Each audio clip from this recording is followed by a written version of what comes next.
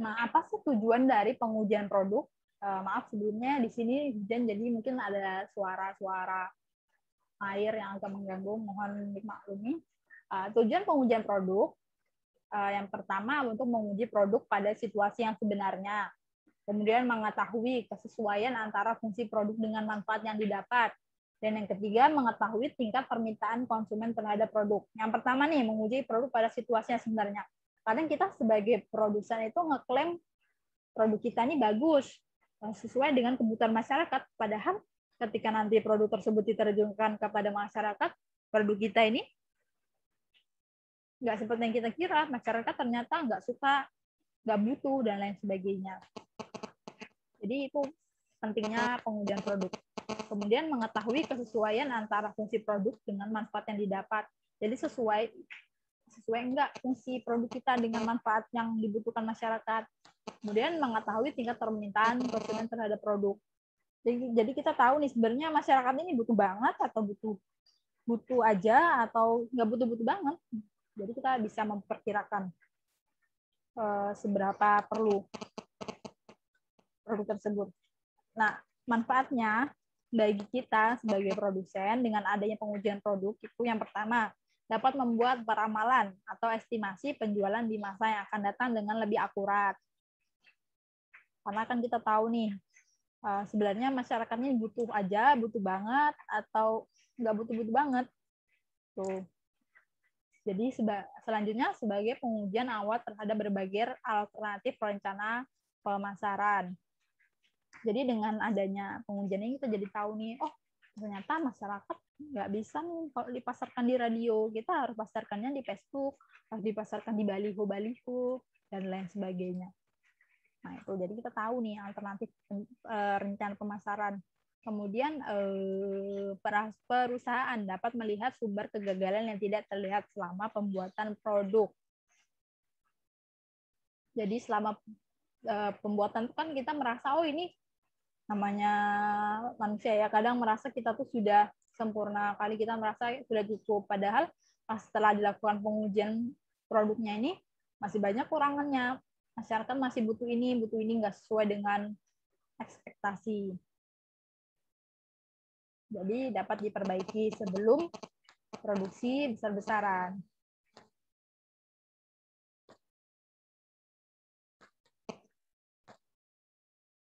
Nah, dalam pengujian produk ada beberapa standar yang harus kita lakukan. Yang pertama, kita harus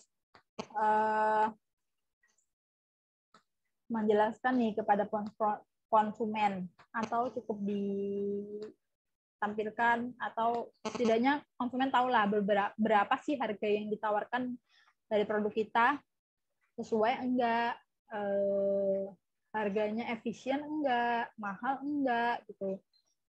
Kemudian fitur dan manfaat yang diperoleh. Produk kita ini manfaatnya apa sih bagi masyarakat? Tuh, jangan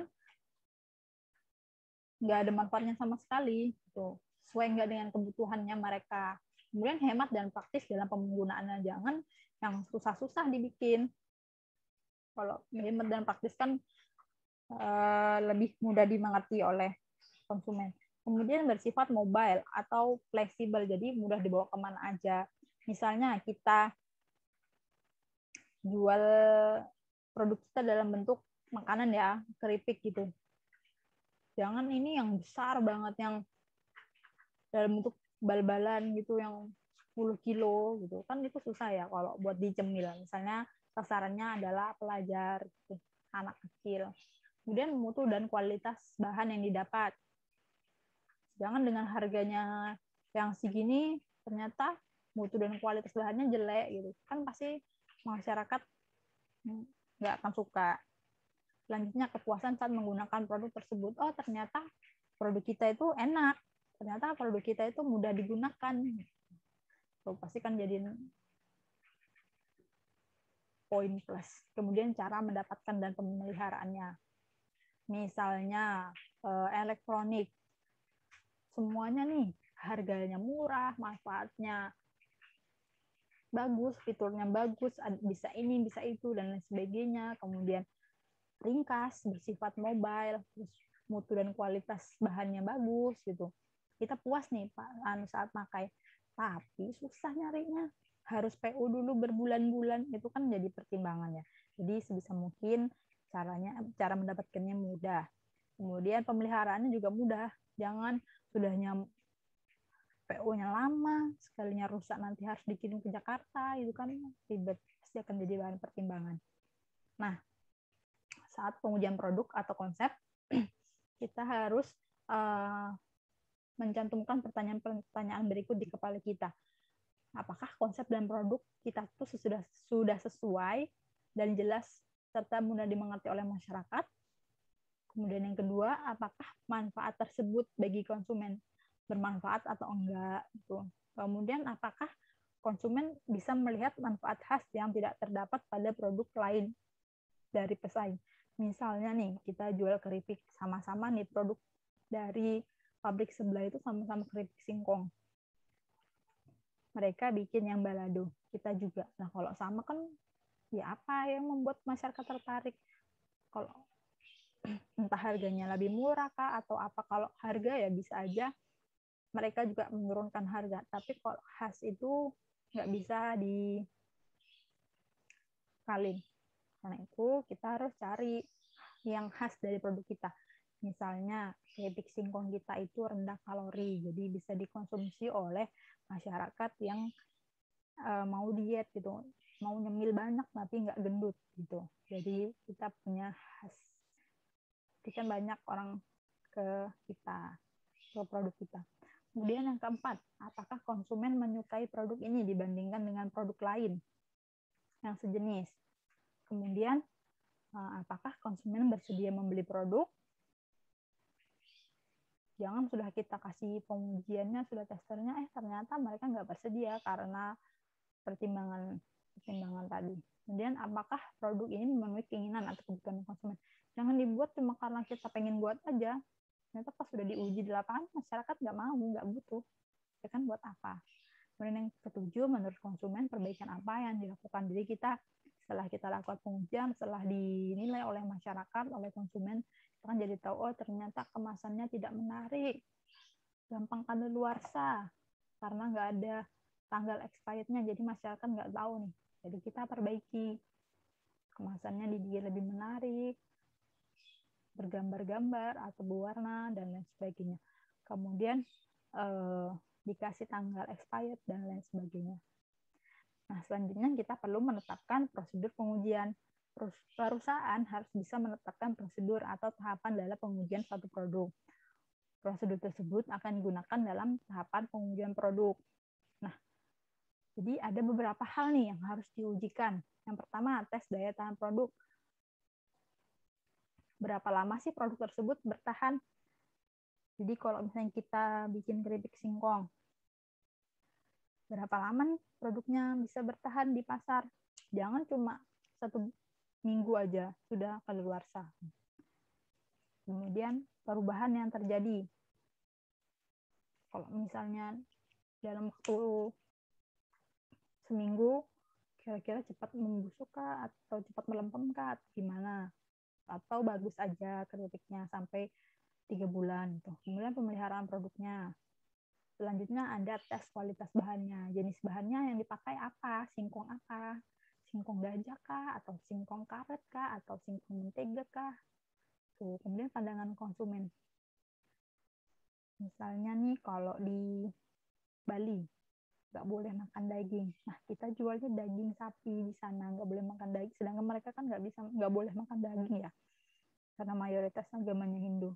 Dan kita jual daging di sana, pasti kan pandangan mereka kurang bagus.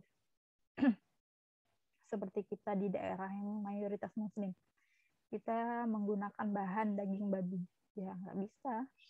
Tuh, karena kita setiap manusia, setiap agama, setiap ras kan ada aturannya. Jadi perlu dipertimbangkan nih pandangannya.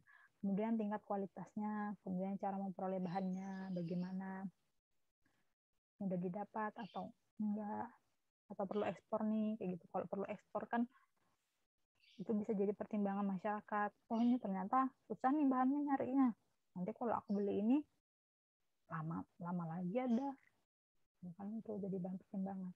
Kemudian tes market atau pasar, bagaimana sih desain dan kemasan produknya, kemudian harga yang ditawarkan murah kah, mahal, sesuai atau enggak, kemudian fitur dan manfaatnya apa, keunggulan produknya apa. Misalnya tadi singkong kita, keripik singkong kita rendah kalori, jadi kalau makan banyak nggak bikin gendut, itu kan salah satu keunggulan produknya. Hemat dan praktis, contohnya tadi jangan yang diproduksi yang besar-besar aja dalam bentuk bal-balan yang berkilo-kilo, itu harus ada juga dalam bentuk yang kecil, kemasan kecil, saset, bukan saset sih ya, mungkin yang setengah kilo atau 1/4 kilo, jadi mudah dibawa kemana-mana sesuai dengan sasarannya. Dan tes kepuasan konsumen, bagaimana sih kepuasan mereka setelah menggunakan produk kita, apakah puas atau tidak. Kemudian layanan purna jual, serta perlu tidaknya respon balik produsen ke konsumen. Nah, selanjutnya ada tahapan dalam melakukan pengujian produk. Yang pertama, menyiapkan prototipe produk, satu konsep produk. Kemudian menyusun metode pengujian. Kita pakai metode pengujian yang gimana nih? Caranya bagaimana? Sasarannya ke siapa? Tuh. Nanti siapa yang melakukan pengujian? Mau ditaruh di mana produk kita? Itu metode pengujiannya. Kapan? Kemudian setelah kita tahu, kita melakukan menyusun indikator pengujiannya yang tadi tuh, bahan-bahannya, kemudian kepuasan masyarakat, kualitasnya, dan lain sebagainya. Setelah dilakukan menyusun indikatornya, kita melakukan pengujian, ditaruh produk kita di pasar. Setelah itu, ternyata gini, kita lakukan nih dengan produk kita, butuh nih. Ternyata produk kita kurang ini, kurang itu. Produk kita banyak disukai oleh masyarakat, khususnya kaum remaja hingga kaum dewasa, karena mereka sedang dalam proses pencarian jati diri.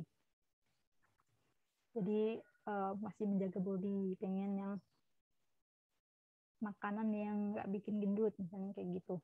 Ternyata setelah dilakukan pengujian, kesimpulannya mereka masih kurang serak nih dengan kemasan produk kita. Nah, setelah itu disimpulkan, harus kita lakukan evaluasi dan pengembangan. Kembangkan, diperbaiki gitu. Oke, sekian dari Ibu.